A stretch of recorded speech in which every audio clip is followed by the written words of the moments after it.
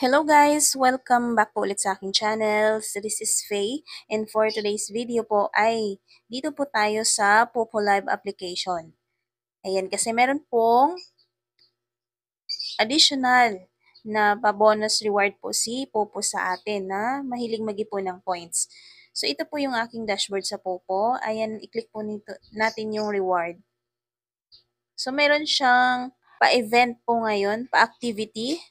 Ayan, bukod sa ating daily live na tasking, tapos yung crown seat natin na kasali din sa tasking natin, meron siyang, ito po guys, yung flash party quest. So, paano ba natin ito makukuha? Kasi additional 1,500 points din po ito guys. Ayan, sa mga mahilig mag-ipon, ano? Unang nakalagay dito, sit on the crown seat and daily gives income 500 points. Sa mga panel, uupo ka sa crown seat. Yung mga yellow chair, yung yellow box, ayan. At dapat guys ay makaka-receive kayo ng 500 points. Di ba nakipag-trade kayo yung mga nakukolekt ninyong yellow coins? Ayan, habang nakipag-trade kayo, dapat nakaupo kayo doon sa crown seat, guys, para pasok po yun sa points ninyo. So, ang 500 points ay equivalent po sa coins yun, 1,000 coins. So, sobra na po yun. Kasi ang 1,000 coins ay 700 points po yun na papasok sa inyo. Dito sa baba, yan. So, dagdagan nyo lang po yung 1.5.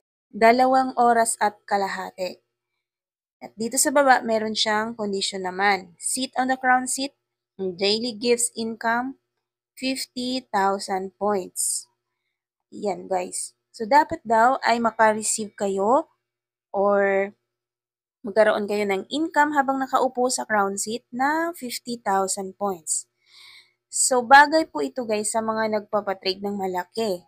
Ayan, kung patrade kayo ng mga 80K, 80,000 to 100,000 pataas, dapat nakaupo kayo guys sa crown seat.